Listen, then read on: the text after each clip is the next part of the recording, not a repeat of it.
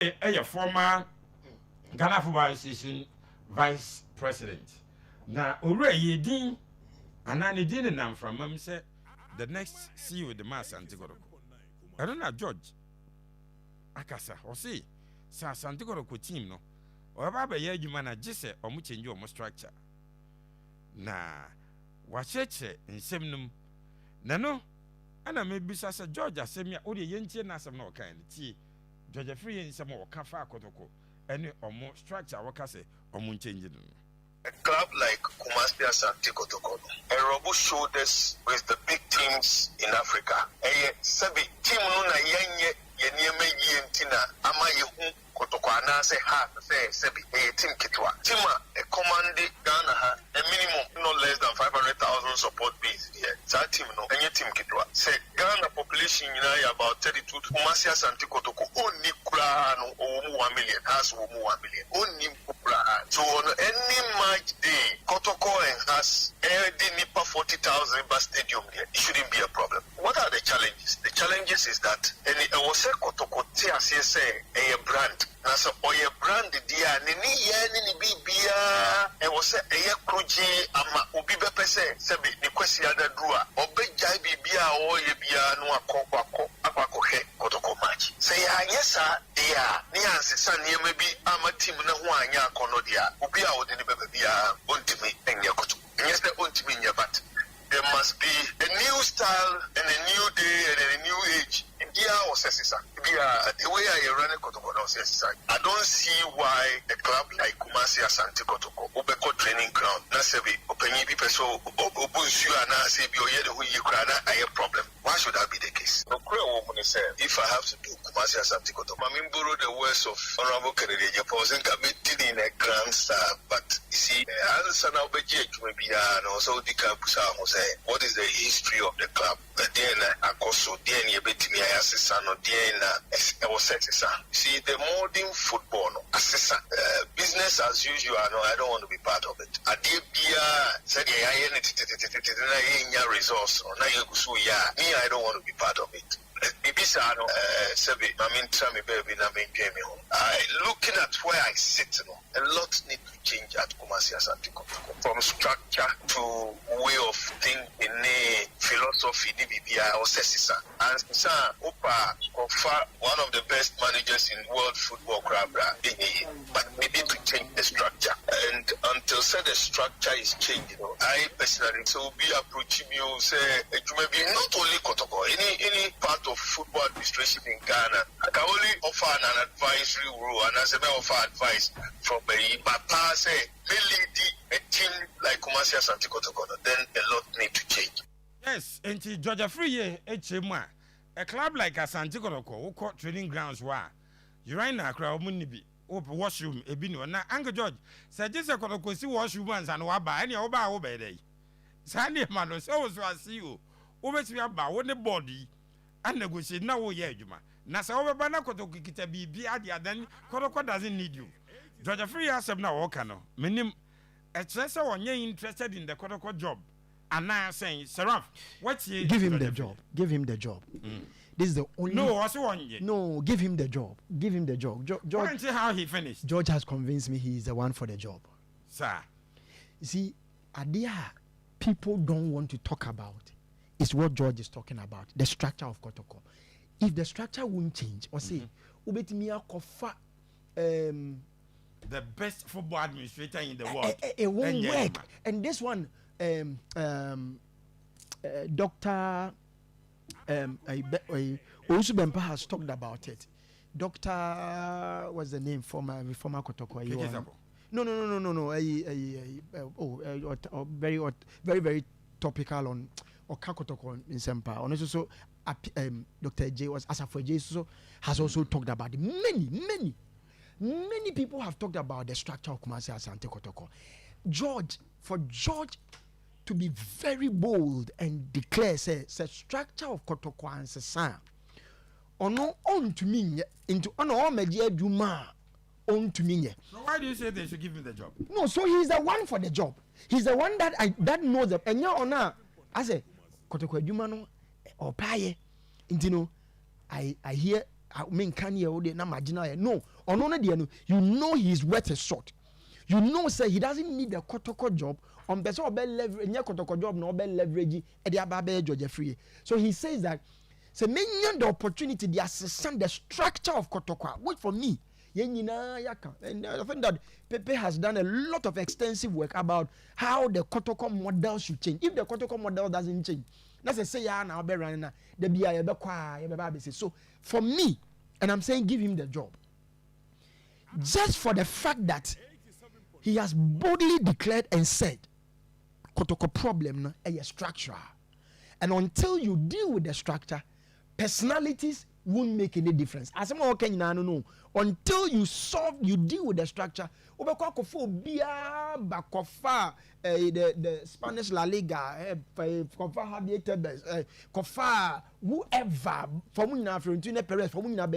until the structure changes, it won't work.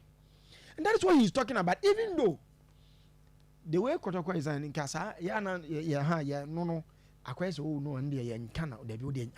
But he is boldly declaring and talking about it. And he says that, oh, you're interested in a job. And clearly, what you say, Ejumano Onya Kotoko command huge support base, and he would want to do the Ejumana obey. But so obey and so the precondition is that the current structure which and Kotoko will be in Kotoko say, Yakwa ni akwa besi baby and that should tell you if you do not know your value and your worth, you will obey accept it, obey fail eventually. Oh, George Afriyei cry buy when to me and and he knows very well say it depends on structural changes. And those ones not dodge on Kwana. Many people more that was the last 2-3 weeks. Your boss Otiso was talking about it. Until you deal with the structures. If you don't deal with the structures, and it's Cecilia said the current model now Kotoko running it, it has to be like this. No, it won't. And for me, George actually clearly that Ejumano, he's the one for it. Obetimi Ejumano. Okay, Saraf. Pepe, what's your Uncle George? Yes. George Afriyei I didn't say baby atuja. Ena waka adwuma na sem se etie se sie yi de. O se omra ma adwuma ni se sie ya. With the current structure and the current system, he may find it difficult to do it. And that if the structure and the system can change, or he'll be allowed to change it, then are ready to do it. Yes, sir. It can't be a hatch. I say, any padodo penny for the door, and in dear for the door, seek for the door. Or many opportunity, I ask Asante Kojuma. By virtue of the fact, sir, His Royal Majesty, any team, Asha Monzan. Me, they represent a great disappointment to me, Gogo Jambo. Because they are not able to tell the wise one how best the club could be run. Omunye, omu baba omuka, omu ekwa omuka, but omu ba omunka minimali kurunjia. Ina sade biya meka jose mitiriye ye. Nanya mishima ni unyam say dako. Menya call from His Royal Majesty about Asante kwa juma abuja penyi. Mimi nika print me kokasa me disike be team no. Yes. That be amen catch me say Kotoko should be in a position where young men and women mu ko school ni dream na say opese owie school or ya Asante ko adwuma. Not because of the club no. Because the club bet me tua na kama and you want person accomplish on abrabo no bet ma accomplish. Yeah. A lot of the young men and women in this country, their dream is owie school. You tell ko si obenya bia kwasha ko adwuma. Obenya bank bia kwasha ko adwuma. Ese Kotoko edu that level where young men and women in the universities, in the tertiary institutions would dream so person ko Kotoko adwuma, not because of the Kotoko, but because Kotoko is such that it be tuane kai amana bra about akwarenim. That is where the club ought to be. Now there is something that the opinion obia Asante ko adwuma pen unya obaye opportunity bet ba mo ya Asante ko adwuma bia no. There is one thing of the opinion say obia etimi ade turi jirim na obia eye ho adwuma mame nche osare kro the Kotoko ownership structure a key reason why Kotoko is still surviving to date. So let nobody be deluded into believing say, oh, as I said, the team Tina and Kosoro Davi. So there are a lot of advantages with the Kotoko current structure. There are huge challenges and difficulties with it. If you can get somebody who run a hybrid system where you incorporate all the top business models, all the corporate structures, together with Kotoko's aura, something that sounds Asante different from every other football club. No, see, when you be a hybrid system of data, I can tell you, sir, the club will thrive and thrive beyond the Obia imagine because Obenya the advantage. Anyway, baby, my catch was says here to ya Asante about 3 seasons. I was a penny money board. Team Fufro Biani Ghana, obit my eyes. Says a new board. Kotoko any 3 years. I run a club without a board. I could calf interclub competition. Obi Otemi Biapa, Ongo goes there, calf interclub competition. No. And you may make club quine and what to be a and first one is as a war a board. Yes. Because go need board. And sadly, that all around Kotoko. It could be a problem. It is a huge advantage. So, and Sasa Kotoko tells them da Otumfo's supremacy and the BBA cover Kotoko be free on. Kotoko bet my reason the team be Arabia. Sakot go see any teams every be so. Baby Ragu. The Emma Kotoko survive Bakupa. The fact that Kotoko from the seat of His Royal Majesty. Asante dia na Asante ekrem enti ye woni o bear positive from that side, but said the business aspect, said the corporate aspect, said all the other aspects abeka and when I say omo money opportunity now me say ko fa the last Kotoko board na nipa no mo so bani ye bet my omo yi council of state kra organ na run mine no near war group CEO Unity Group. Near Ezen Bank CEO near also.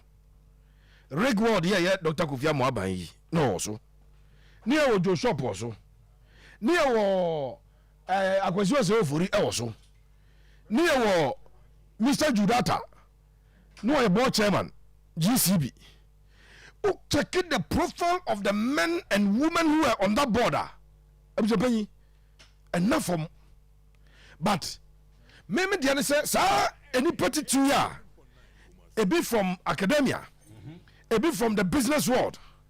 Na say nkomo seize the unique opportunity to be able to have a discussion with His Royal Majesty. No much than how you bet to be the business aspect, the corporate aspect, and incorporating the traditional aspect. Kotoko and Makotoko idea, no. I'm Japan, you know, come to me. It is to the fear some work and okay. But no crap also homes of the pennies and Yako to construct and is young team good another. The aura Nasa Missile compare a sponsorship. Kroma dinner teams will be in your sponsorship. Yes. Abraham and Ambos Abaz and Tokoro. Sponsorship Akazaki is not buying. The team before our Bansana any Fire Rangers. Who will be interested in sponsoring Fire Rangers with that amount of money? Dr. Kekes upon Echo team, Dr. Kekes upon back on at upon yet to be counted as many as 19 sponsors. The team no sponsors also say. The sponsors yes I'm saying. Et to no create woman say Kotoko current structure no. There are challenges associated with it. There are huge advantages associated with it. Sure. Let somebody try to merge new trends. Corporate structures, new business models into the existing model, and I can tell you that Kotoko will sit at a unique place when your master Santoro bit my teams will be into me. George, now some more kind of opinion. I agree with Draft. If also I bold, me genuine me Kazaka Shem him with them. But if things will change, and also Josephine man can you man be changing back grow one do am back so say bia Kotoko say we are 3 years na bia chief of staff and say me so be ha omo ba so anka yes omo munye opportunity be run Kotoko na e bi run Exim Bank e bi run omo companies akese no omo na say me say you seek audience with the great king na wako sere ya adwini mu no ebia ade ba ko emwa matim ni nkoso ye the uncertainty of tenor. It is one thing to pay imagine be an uncertainty of tenor meaning how long I'll be here, assuming I go and contract a loan to build a stadium for Kotoko. Now 1 year after my contract loan, yes, how is the club going to repay all of those things? And uncertainty and also security of tenor any Kotoko a problem. Some painful His Royal Majesty. But was this any man and change Kotoko? What the man I want you? See, I just said Kotoko won't me money, Diana. And church say, you are ready to change some of those things. But me say, I'm change Diana. Josephine, say he cannot sit on the fence and expect things to change. Okay, to just all get involved. Some people go jump at the 2 months to change and my mess or was Josephine Madrao. How can you sit on the fence and expect things to change? If indeed he's also interested in the job as he said, he can also get closer. But me say, don't expect say Kotoko structure is a pen the net no Champions League no. What does it? And it takes people to get closer to the seat of ownership of Asante Kotoko. And then you must convince, don't just sit there and think that and young fan say yeah the Kotoko mouse they say yes no yeah the more 20 years. Now say the parliament when papa. This year endure 20 years of bad leadership. This year, what I say, so Adibia comes with advantages and disadvantages. The entire Kotoko, His Royal Majesty, not on found investment, obet my fraud, never from Team Mame. It is one thing that is saving the club from and Crawford, you are on Baba Joe Muntimina. Now say, I dream Bonnie or Baba Jebo Bazo Biesco Bediska. But at the same time, it is also preventing people genuinely. Obet Jani Biaba. Nipa kunim say for 3 years and find build structures and manage successful. Yeah. And at least football they obey here minimum 5 years, maximum 10 years. But all China Jumana all Yanabano. Oh yes, 5 years, 10 years no Kotoko. It is the short term plans, the medium term plans, the long term plans, no, on to me achieve. It is hard and Nipakono. Oma. Let the people who have the opportunity get closer to His Royal Majesty, explain to him and convince him why. Yeah, the current board, but it's 5 years. And Omunya to run the club. He has every competence to lead Kotoko. I have no doubt in my mind. Say Afriyei into me Asante Kotoko. You bet my abroso. Okay. George interview no nipa so no mkasa bebrebe am say na omu information awe oh. O say club bi ani gym Ghana akwa say hi. Say anya no kore. O say club bi ani gym o say Kotoko be sin ne. I think that George is also not closer to the current trends around Kotoko because now baby contain anymore. Your training grounds are place EBPA for no matter no matter I come time on player. But what you say on your closer, if you don't get closer, you sit on the fence. You may think that things have not even changed. Or sit him be a gym, but or a gym 30 years ago, the man Liberty Professionals bar. House of folk on the gym. Kotoko on the gym. Yeah. Kotoko maybe a man dana. Gym no man work on tell when you have a yeah, Kotoko gym or House of folk on the gym, medium on the gym. Ngofoya Muko relegation Carlisle. Go and check how much gym is your pay. Wow. But was it him be any be now? Anybody say I no so say I. George, he has the competence to do the Kotoko job. I tell you, if he gets closer, he's interested, he can do it. He has everything to run Kotoko as a CEO. Yeah, to us, so Pepe Charest now, telling Carlos,